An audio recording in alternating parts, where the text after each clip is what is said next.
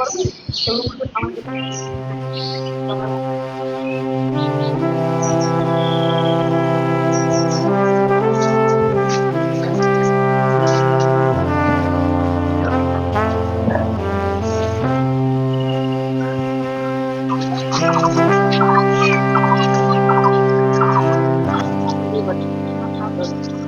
পুরো হচ্ছে আর জিনিসটা কমাতে হবে না।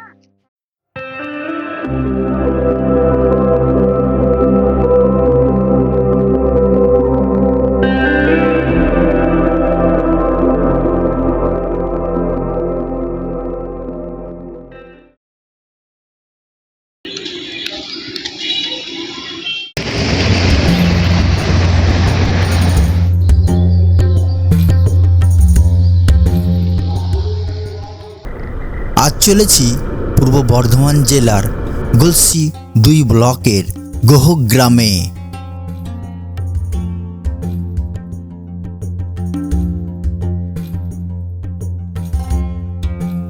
এই গ্রামে দেখব মা ভগবতীর মন্দির আরও অন্যান্য মন্দির। গোহগ্রাম যাওয়ার জন্য বাসে বর্ধমান গোহগ্রাম রুটে বাস ধরে যেতে হবে। বর্ধমান থেকে গলসি চৌমাথা হয়ে বাঁ দিকের গোহগ্রাম রাস্তা ধরে যেতে হবে। পথে পড়বে পাত্রহাটি মোড়। এই পাত্রহাটি মোড় থেকে বাঁ দিকে রাস্তা ধরে এগিয়ে যেতে হবে।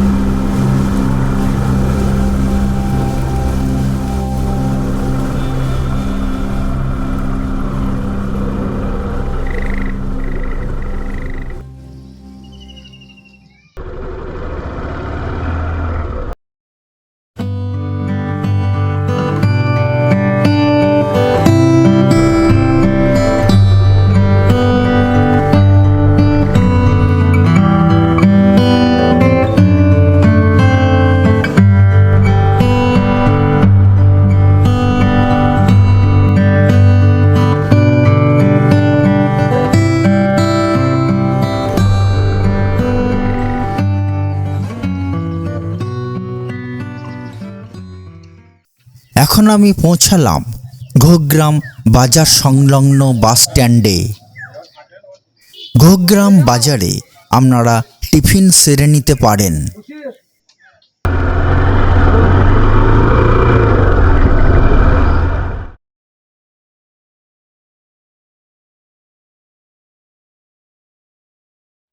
বাস স্ট্যান্ড থেকে সোজা রাস্তা ধরে আমি পৌঁছালাম গোহগ্রাম জমিদার বাড়ির কাছে। এই গ্রামটি বহু প্রাচীন। জানা যায় মহারাজা ধীরাজ গোপচন্দ্রের মোল্লা সরুল তাম্র শাসনে উল্লেখ আছে অতীতের গোথ গ্রাম হল এখনকার গোহগ্রাম বা গোগাঁ।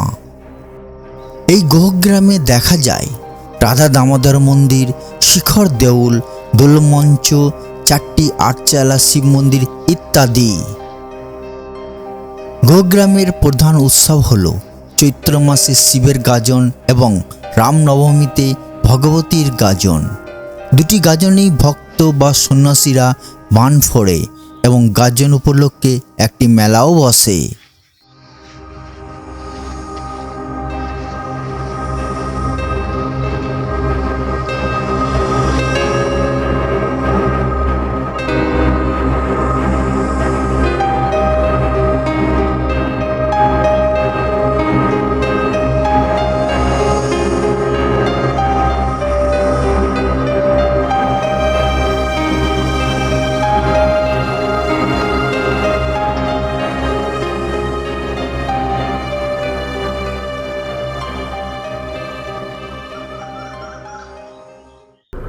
এখন যাব গোগ্রামের অধিষ্ঠাত্রী লৌকিক গ্রামদেবী মা ভগবতীর মন্দির চত্বরে। মা ভগবতীর এই মন্দিরকে গ্রামবাসীরা মায়ের শ্বশুর বাড়ি বলেন। দেবী ভগবতী গোগ্রামের ঐতিহ্যপূর্ণ দেবী। জানা যায় দেবী ভগবতীর পাথরময়ী মূর্তিটি দামোদর নদের বালির মধ্যে থেকে পাওয়া যায়। মূর্তিটি যখন পাওয়া যায় সেই সময় মূর্তিটির দাবিদার ছিল দামোদর নদের অপর পাড়ের বাঁকুড়া জেলার শালখাড়া ও গোগ্রামবাসীরা। তৎকালীন রাজার নির্দেশে আদি ভগবতী মূর্তিটি পায় গোগ্রামের ব্রাহ্মণরা। মূর্তি ছাড়াও চাষের জমি, জায়গা, মন্দির তৈরি, পুজো চালাতে ও আনুষঙ্গিক কাজের জন্য ঢাকি, ঢুলি, নাপিত, গোয়ালাদের নিষ্কর চাষের জমি দিয়েছিলেন বর্ধমানের তৎকালীন রাজা। জানা যায় শালখাড়া গ্রামবাসীরা আদিমূর্তি ছাড়া রাজার কাছ থেকে সবই পেয়েছেন পুজো চালানোর জন্য। শালখাড়ার গ্রামবাসীরা আজও একই নিয়ম বিধি মেনে পুজো করে আসছেন। গোগ্রামের ভিতরের ভগবতী মন্দির ভিতর মঞ্চ ও যেখানে ভগবতীর মূর্তি পাওয়া গিয়েছিল সেই দামোদরের বান বাহির মঞ্চ বলা হয়। ওই ভগবতী মা আমাদের দুর্গা মূর্তি, আচ্ছা, পাথর মূর্তি, ষষ্ঠী পাথরের তৈরি। এটা হাজার হাজার বছর বয়স। এটা আপনাদের ওই চৈত্র মাসে রামনবমী হলেও হবে, নাহলে নবমীতে পুজো হয়। বাৎসরিক পুজো। বাৎসরিক। আর মায়ের দৈনিক সেবা তো আছে। হ্যাঁ, নিত্য সেবা প্রতিদিন আছে, অন্ন ভোগ হয়। আচ্ছা, 3 বার করে মন্দিরে পুজো হয়। ওই যে ব্রাহ্মণ যাচ্ছে, হ্যাঁ, ওনার সাথে ওনার কাছে একটু নিন, আর যেমন কত ওই মন্দিরের ভেতরে। ঠিক আছে। নমস্কার দাদা, কি আপনার পরিচয়টা একটু দিন? আমার বুদ্ধদেব ভট্টাচার্য নাম, বাড়ি গোগ্রাম। আচ্ছা, ঠিক আছে, নমস্কার। মন্দিরে পুরোহিত। আছে, আচ্ছা, নমস্কার। নমস্কার। জানা যায় মূর্তিটি 22তম তীর্থঙ্কর নেমিনাথের শাসন দেবী অম্বিকা, যিনি সিংহবাহিনী চতুর্ভুজা। জৈন সৌদাগররা এই জৈন দেবী অম্বিকার পুজো দিয়ে বাণিজ্যে যেতেন। দামোদর নদ একসময় নৌবাণিজ্যের পথ ছিল। কোনো এক সময় নৌকাডুবি বা অন্য কোনোভাবে মূর্তিটি দামোদরের চরে আসে। এই মূর্তিটি কোনো কারণে গোগ্রামের মানুষের হাতে আসে।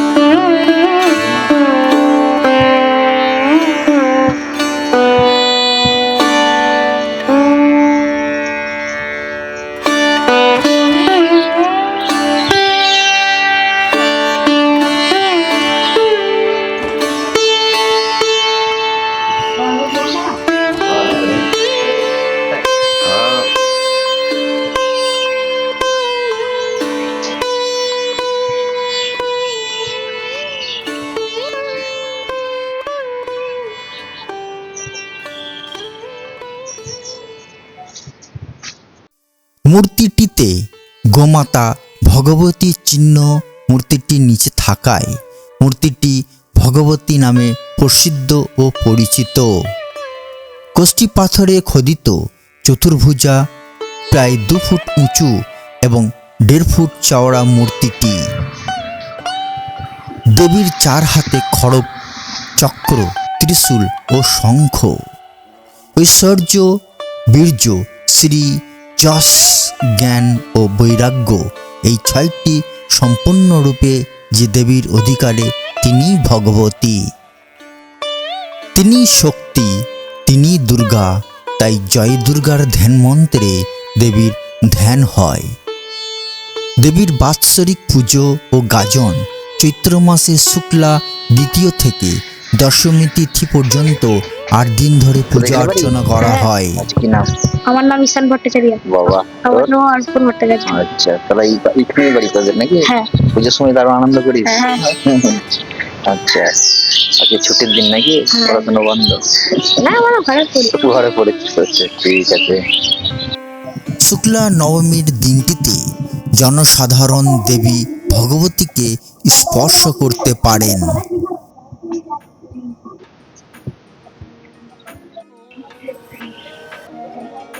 আপনি প্রতিদিন আসেন পুজো দিতে? হ্যাঁ, আমি তো ভগবতী মায়ের সাবাই। আচ্ছা, সেবাই এ তো গ্রাম্য দেবতা। আচ্ছা, গ্রাম ভগবতী মা গ্রাম্য দেবী। হ্যাঁ। গ্রামে সকলের মানে প্রত্যেকদিন নিত্য সেবা হয়, মায়ের পুজো অর্চনা হয়, তারপর 12টার সময় ভোগ নিবেদন করা হয়, অন্ন ভোগ দিয়ে। আমাদের এখন সেবাইদের পালা পড়েছে। হ্যাঁ, দিয়ে তার জন্য ভোগ রান্না চাপিয়েছি মায়ের। ভোগ হবে 12টার সময়। আর প্রত্যেকদিন এই ভোগটা কি অন্নভোগ? অন্নভোগ দেওয়া হয়। হ্যাঁ, অন্নভোগের সাথে নানা রকম ভাজা ভুজি দিতে হয়, আলু সেদ্ধ, তারপর মাকে মাছও দিতে হয়। আচ্ছা, মাছও দিতে হয়। হ্যাঁ, মাছটা এক সাইডে থাকে। আচ্ছা, আর মাছটা মায়ের বাৎসরিক পুজো তো ওই রামনবমীর দিন, প্রত্যেক বছর চৈত্র মাসে রামনবমীর দিন মায়ের পুজো। মাকে সকালবেলায় এখান থেকে ঠিক 5টার সময় নিয়ে যাওয়া হয় ওই দামোদরের পাশে, ওখানে মায়ের মঞ্চ আছে। আর বিকাল 5টায় আবার মাকে আবার মন্দিরে নিয়ে আসা হয়। এইভাবে আমাদের পুজো চলে। আমরা পরিচয়টা একটু। আমার পরিচয়, আমি এখানে সেবাই নাম বলুন। আর গৃহবধূ মল্লিকা ভট্টাচার্য, বহুগ্রাম, পূর্ব বর্ধমান। ঠিক আছে দিদি, নমস্কার। আমার সাথে কথা বলে খুব ভালো। ঠিক আছে।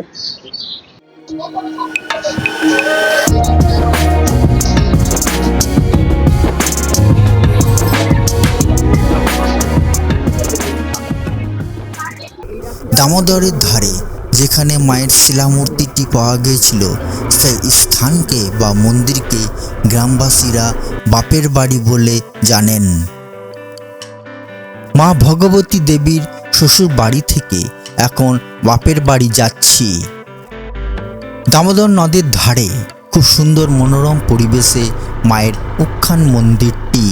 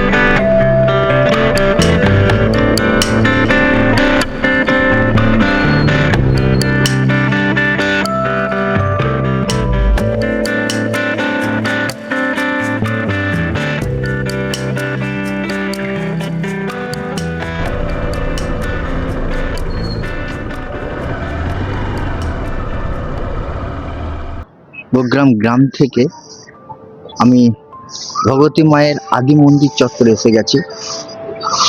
দামোদর নদের চরে এই মন্দিরটি। এখান থেকেই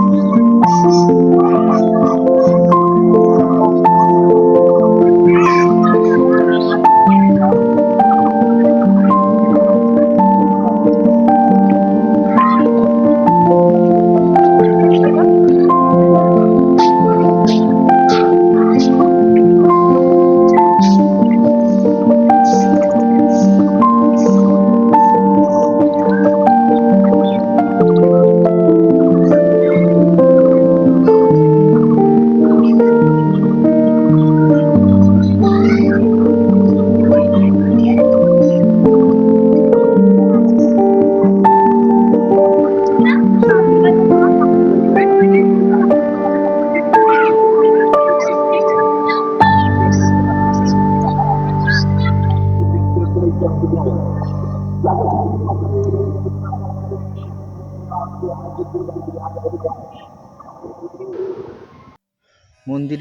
পাশেই বয়ে যাচ্ছে দামোদর নদ। সামনে দেখা যাচ্ছে দামোদর নদ শুকিয়ে গেছে। দামোদর নদের মাঝখানে জল।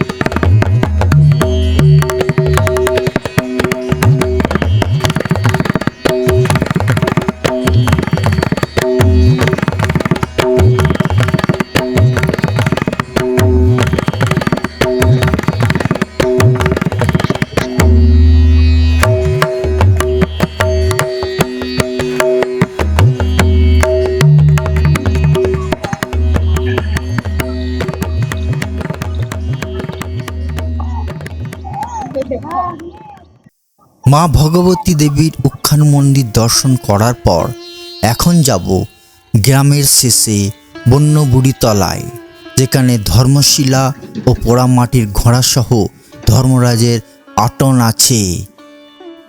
রবিবারে বিশেষ পুজো হয়। বাত রোগ নিরাময়ের জন্য বহু লোক রবিবারে এখানে এসে পুজো দেন।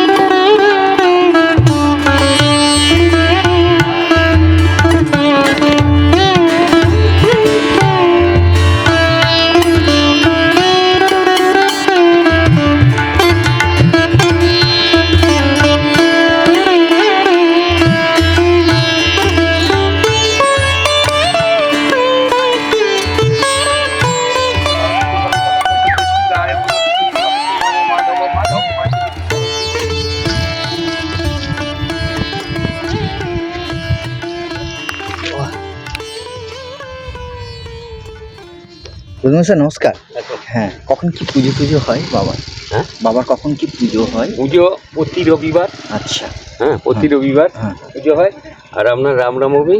আচ্ছা আচ্ছা, পৌষ সংক্রান্তি, পয়লা মাঘ। হ্যাঁ, এগুলো তো বিশেষ পুজো হয়। আর আপনার দুর্গা নবমী। হ্যাঁ, নবমী ধরেই বেশি পুজোটা হয়। পুজোটা যা হয়। হ্যাঁ হ্যাঁ হ্যাঁ। আর এই বাতের ঠাকুর, আচ্ছা অব্যর্থ ওষুধ। আচ্ছা। হ্যাঁ, হ্যাঁ হ্যাঁ। আপনার ওষুধে যা না কাজ করবে, হুম। আমার বাবার বেলপাতার ধুলোতে আমি সারাবো না, বাবা সারাবেন। হ্যাঁ, গ্যারান্টি একবার। হ্যাঁ, আজ প্রায় 4 পুরুষ পুজো হচ্ছে। হ্যাঁ, আচ্ছা ইনি ওই দামোদরে ভেসে এসেছিলেন। আচ্ছা আচ্ছা। আচ্ছা, তখন দামোদরে বাঁধ থাকে না, হ্যাঁ, বাঁধ দিয়ে সব নদোষ দিয়ে ওদিকে পুজো হয়। নিয়ে এসেছি। আপনি পুজো করেন? আমি কি নাম পূর্ণিমা? আমার আবনী চক্রবর্তী, আচ্ছা, ভোগগ্রাম, বাবুপাড়া। আচ্ছা, নমস্কার। আসুন।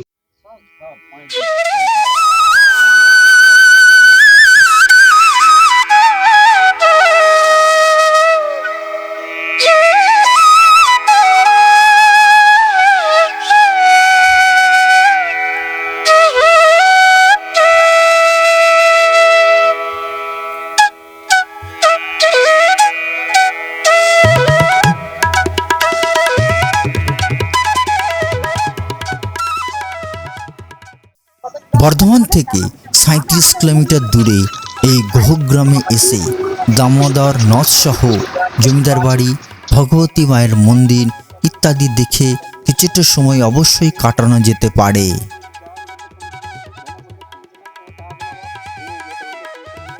ভিডিওটি আজ এখানেই শেষ করছি। আমার ভিডিওটি যদি আপনাদের ভালো লাগে অবশ্যই বেশি বেশি করে শেয়ার করবেন, কমেন্ট করবেন, সাবস্ক্রাইব করবেন। ধন্যবাদ।